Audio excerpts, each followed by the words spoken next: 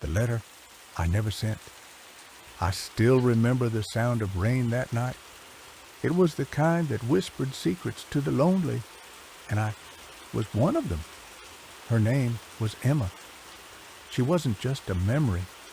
She was the unfinished chapter of my life. And tonight, I'm reading the letter I never sent. It's strange how some memories never fade, even after years. Her laughter still echoes in the quiet corners of my mind. We met in college. She had a way of making everyone around her feel seen, even the ones who hid behind silence like me. I wasn't brave enough to tell her what she meant to me, so I wrote letters instead. Letters I never sent. The first letter was innocent. I wrote about the way her smile could light up an entire hallway, but when I finished it, I folded it neatly and kept it in my notebook. Every letter after that became a confession I was too afraid to make. She moved cities after graduation, and I stayed behind, chasing work, chasing life, but never chasing her. Years passed. I told myself it was just a crush, that I'd moved on. But the truth, every time it rained, I thought of her. Then one day, a message popped up on my phone. It was from a mutual friend. "Hey, did you hear about Emma?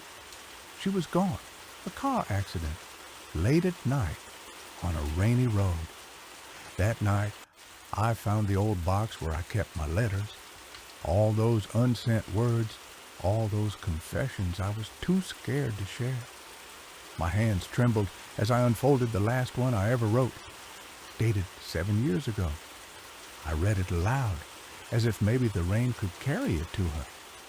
"Dear Emma, if you're reading this, it means I finally found the courage I never had. You once asked me why I always write instead of speak. The truth is, words are safer on paper. They don't break hearts there. But here it is, mine, in ink. I love you.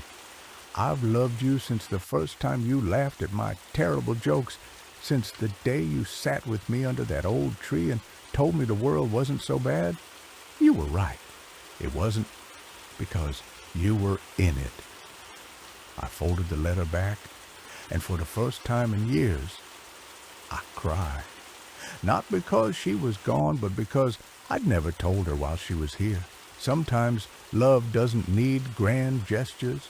Sometimes it just needs to be spoken, even if it trembles. I kept that letter on her grave the next morning. The rain had stopped, but her name shimmered beneath the morning light. Now, every time it rains, I imagine she's somewhere out there, listening to the words I never sent. And maybe, just maybe, she forgives me for the silence, because sometimes the loudest love stories are the ones never told.